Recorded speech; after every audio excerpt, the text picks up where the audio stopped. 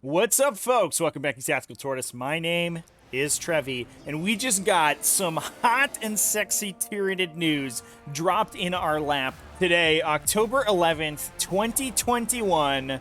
Let's talk about it. Now, before we get into things, I do have a couple minor announcements to make. Now, if you're watching this the day it comes out, which should be the same day that this article drops, tomorrow, so that's Tuesday, October 12th at 4 p.m. U.S. Eastern Time, I'm going to be going over a recent tournament that I went to, playing Tyranids, playing my Harridan.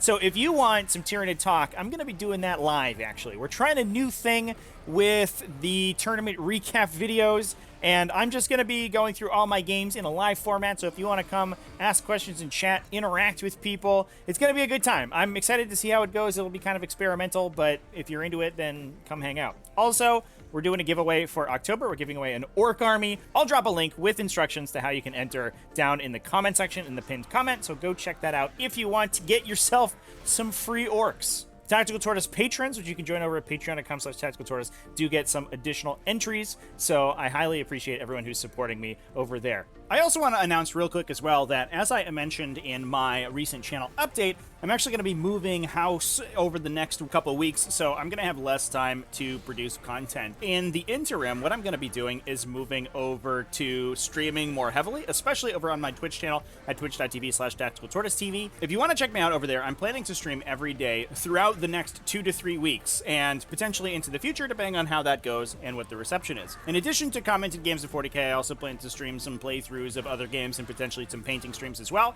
I think it's going to be a good time to just hang out with the community and talk about some 40k, so please check me out over there, as I'm going to be live pretty commonly over the next couple of weeks. Announcements out of the way, let's talk about some Tyranids. I'm psyched about this spoiler article because there are some insane things in here that we can expect from Warzone Octarius for the faction. It's crazy talk. So in a previous video, we already covered a couple of the rules coming out of this Warzone Octarius book, which are the Synaptic Link rules, which is a really interesting sort of web of Synapse abilities that your Synapse creatures get access to. Each Synapse creature type is going to have access to a separate ability, and it sounds like they will be a paid points upgrade in order to get access to that, but then anything that's inside your chain of Synapse creatures, apply that buff, whatever it gives, to the unit within 12. The most exciting one out of those is the Broodlord ability, which gives some important defensive effects, potentially light and heavy cover depending on who you target with it, and that has the potential to make Tyranid armies just a little bit more survivable. But now, in this article,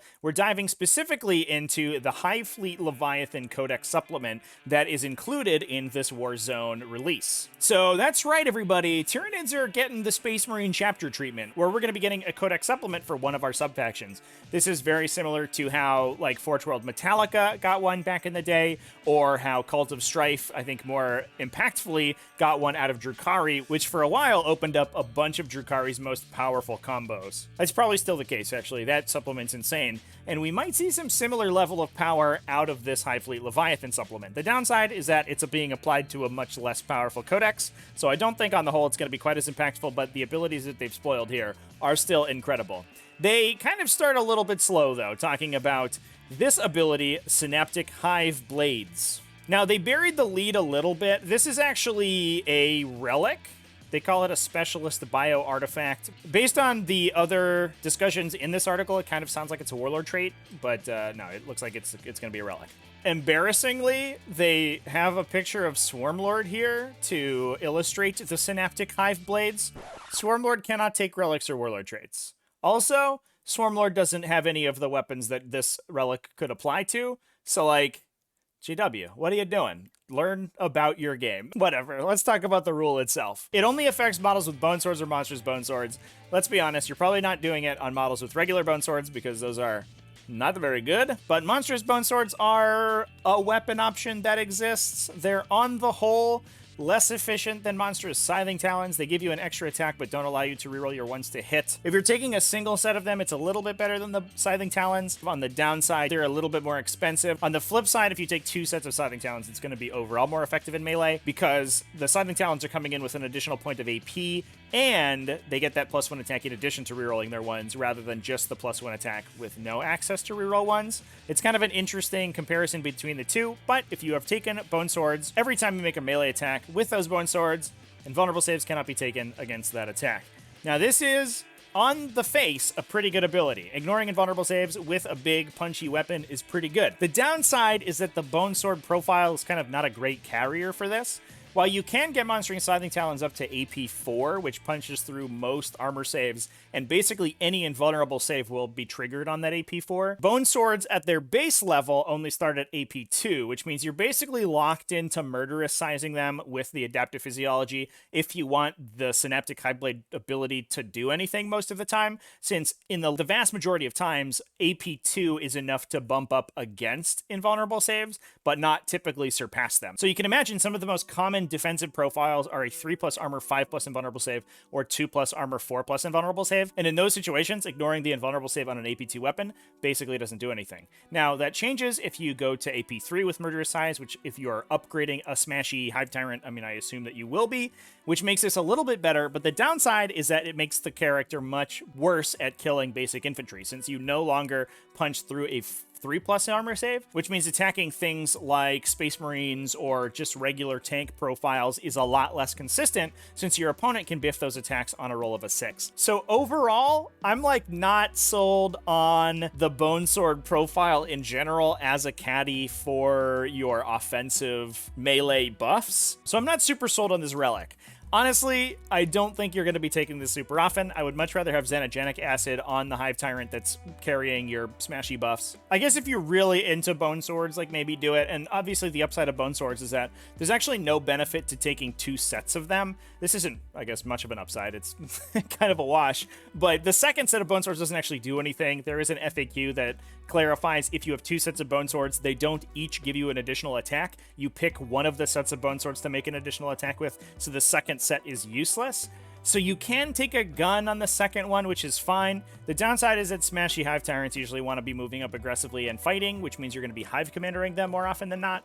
So having a gun is like, it's okay, but it's not the greatest thing. And you're definitely sacrificing your melee output in order to carry that gun. So I'm not really sold on this. This is also some weird design space for the design team to add a relic, because the Leviathan specific relic out of Codex Tyranids is already a special set of Bone Swords that has an additional ability. So giving them a second relic that interacts with Bone Swords is just sort of strange. I guess they wanted a re-rack on that first one because the Slayer Sabers are super bad, but I don't know. I don't think it's really going anywhere. Now, that said, the most exciting thing about this article is not the relic that we saw. It is the Warlord trait discussion that is in this article, starting with this Gestalt Commander ability. This one's a little bit weird. Essentially, at the start of the battle round, you pick one of the Warlord traits from any other Hive fleet. So it's not specifically the generic Tyranid Warlord trait list, which on my first reading I assumed it was. It's only the ones from other Hive fleets. So at the start of each battle round, you pick one of those Warlord traits. Unfortunately, you cannot pick the Leviathan Warlord trait, which is too bad because the Leviathan Warlord trait is actually incredible. I played it for a long time in combat patrol games. If you're playing low points games, a Hive Tyrant with perfectly adapted on it is basically an unkillable god machine. And that also holds true if you're playing your Hive Tyrants relatively conservatively. It gives you basically a free reroll on your invulnerable save in each of your opponent's shooting phases. And if your opponent can't put like super heavy firepower on that guy, having that perfectly adapted reroll plus a CP reroll on top of potentially a catalyst on your normal 4+ invulnerable save makes that model very difficult to kill. Perfectly adapted is a great Warlord trait, but we'll talk about that a little bit more later. You can't select that as part of the Gestalt Commander, but instead you get one of the other Hive Fleet specific Warlord traits every battle round, and that affects you until the end of that battle round, in which case you could reselect that trait or another one from another one of the Hive Fleets, whatever you want to do.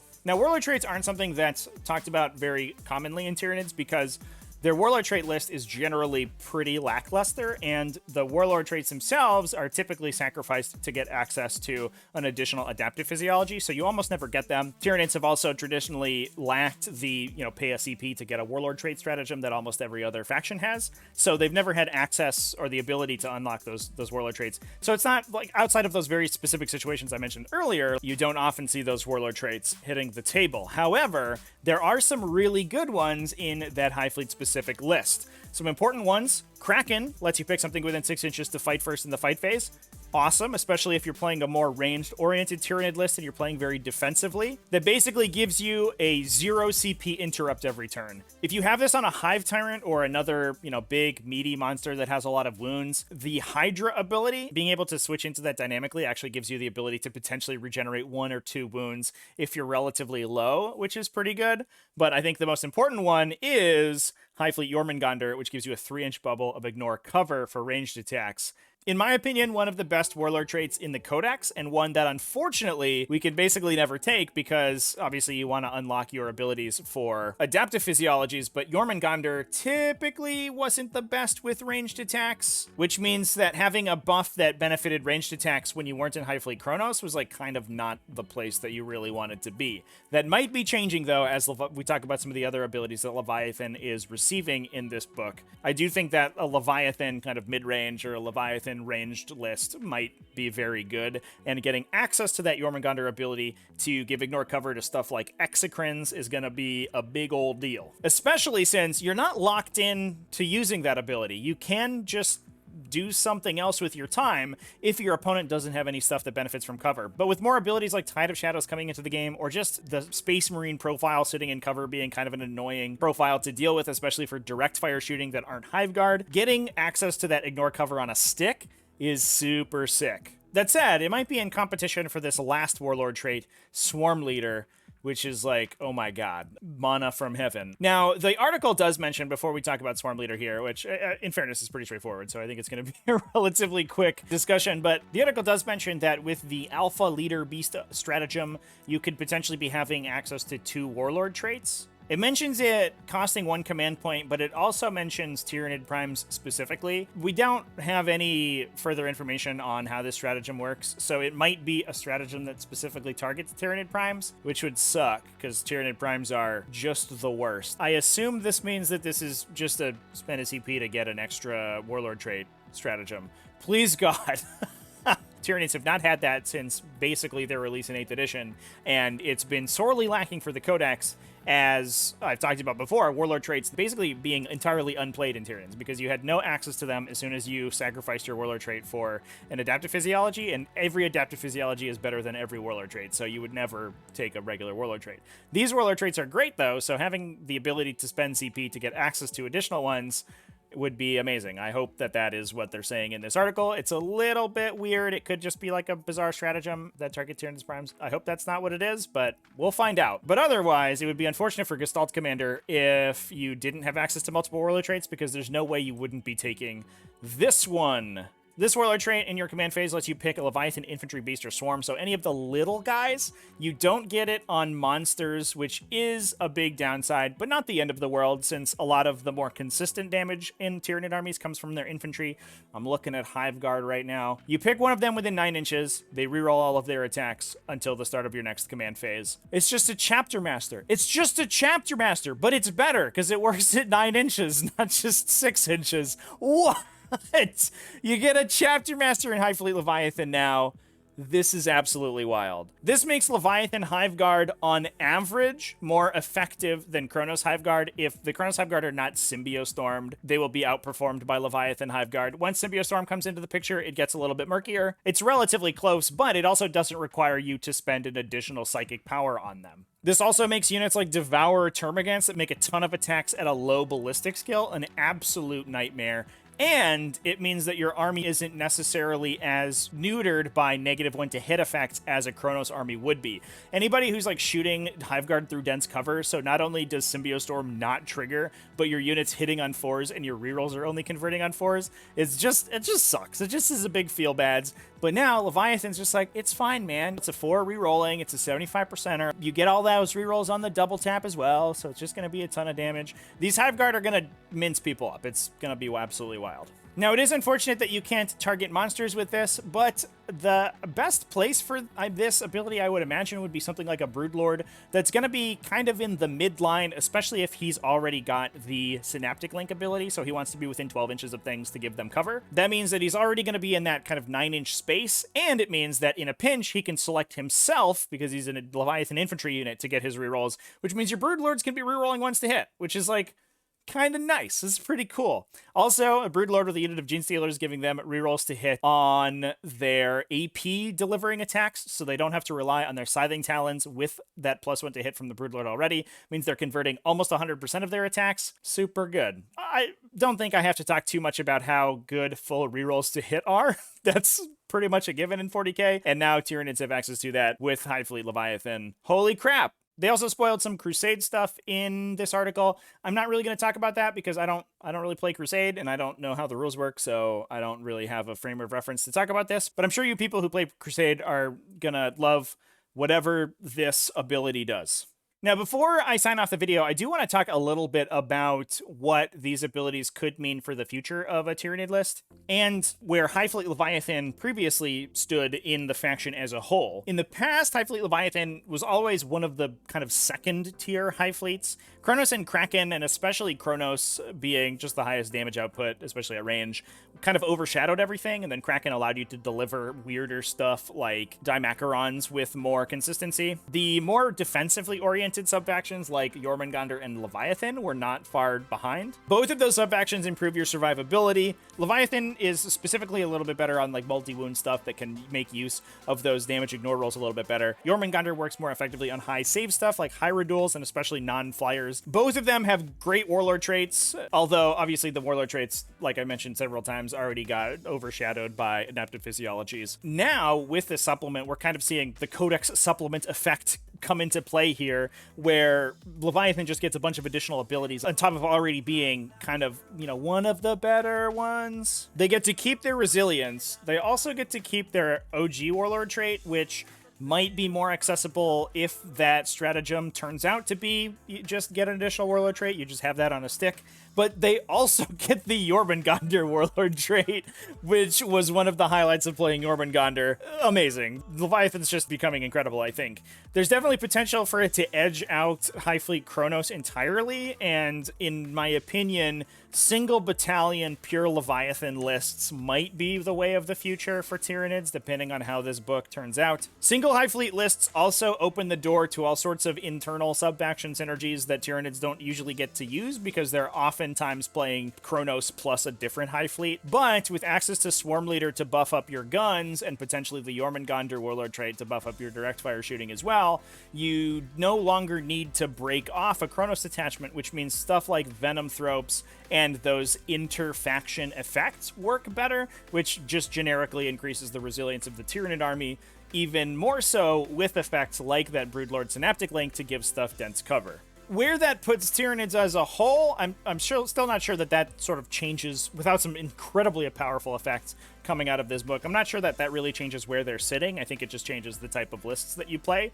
because all of these abilities come at a cost. And with the incredible efficiency of the more recent codexes, especially the 2021 codexes, I'm still not sure that Tyranids have what it takes to contend with that level of efficiency that those codexes can bring. And that's because all of these new effects cost resources. The Synaptic Links are going to be point upgrades, the new Warlord traits will cost CP, and both of those resources are stuff that Tyranids are already kind of starved on. The fact that Tyranids are typically relatively pillow-fisted means they have to pay extra for their units that deal damage, which means they're typically light on objective holders and resilient units that can move aggressively up the table, and the faction has serious command point problems as well, mostly because of its reliance on the stratagem Single-Minded Annihilation, Overrun, and Voracious Appetite. Again, because its stuff tends to be relatively pillow-fisted, it has to spend CP sort of ensuring that it deals damage in the instances where it can connect with its opponent, and I doubt this supplement solves those issues. Obviously, effects like Swarm Leader are going to help with that damage output problem, but we haven't really,